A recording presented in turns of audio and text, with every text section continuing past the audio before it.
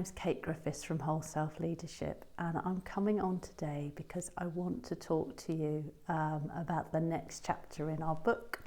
The book's Philosophy for Life, and we're on chapter 10, which is all about Plato and Platonic thought and what is it. And I really enjoyed this chapter. There were lots of aspects of it that spoke to me. In particular, exploring how possible is it to have a Platonic community. And they talk about something called the School of Economic Sciences, which was an experiment tried out in London, where people from the group, Platonists, set up the school, and all of their kids went to the school, and it was kind of had a mixed result. They were following the principles laid down by Plato in the Republic and the laws, but a lot of the teachers were not actually qualified teachers, so it didn't exactly work particularly well. But it was a way of exploring that, and I kind of liked that because I know when I first had my daughters, I was longing for something that was more of a collective way of bringing up children, where yes, you'd have your own children, but you'd live together with other families and you'd share that responsibility, because it felt more freeing, really, in the sense of being able to have a richer life. And unfortunately, that never became a reality for me, or fortunately, who knows, because that time has now passed in terms of how it could be. But it does make one think about this sort of play between the individual and the collective, and how much are we prepared to give up for the collective. And I think that was the key part of the whole thing that Plato was looking at, that he said, the whole idea of life is to become a part of the whole, and that we've got many parts of self and we have to die to the self. So I wanted to share with you what spritzers were coming up for me as I read this chapter before I say a bit more. So there was this one, which, as you can see, is black, and it's called Black Dragon.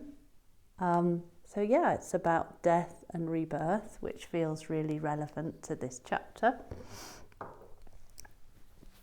And the other spritzer that came up was this one, which is almost the absolute opposite. You can see it's very bright. It's called Silver. And that's sort of speaking to us at a really high dimensional level, sort of seventh dimension. So it's a promise of what things can be if we can, sublimate the ego, which is quite a challenge, because what's interesting in the book, it talks about sort of American society and how it's a sort of almost a real mix of many different things, and you can have, we celebrate the individual and uniqueness of each person over this idea of a collective, and actually it's really challenging to get to that. And so as I consider this, one of the things that came up for me was a part of the Bhagavad Gita, which talks about this in a way, but in a metaphorical way. So it suggests that the chariot represents the body, and that the driver of the chariot is the soul, and the 5 horses, or 6 horses perhaps, are the person's senses, and then the reins are the intellect.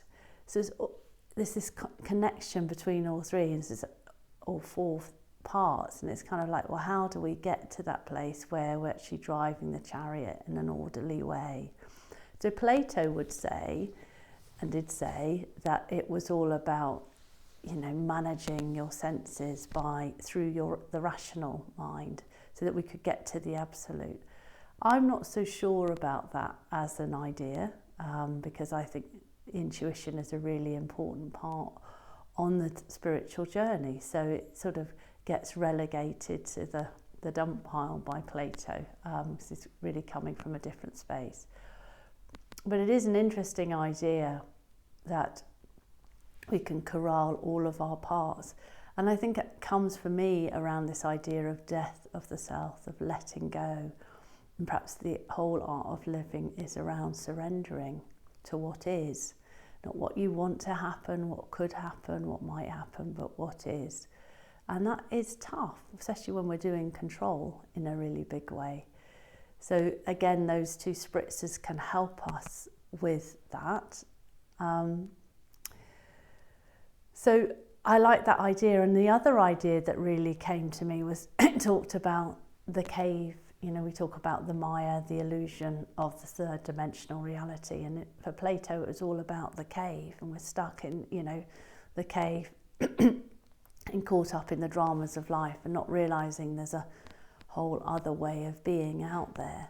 And not only that, that as you realise and you have that, you come into wholeness and you connect with truth as a concept, whatever that is, that you can then, you have a choice. You can stay in that place, or what a lot of people do, like Neo from the Matrix, is to go back in and support other people on their journey. So again, there's another choice point as to how we respond to all of this. And I really like that idea, I suppose, because that relates to how I see my life and how it's playing out. So I'd love to know what you think about the chapter.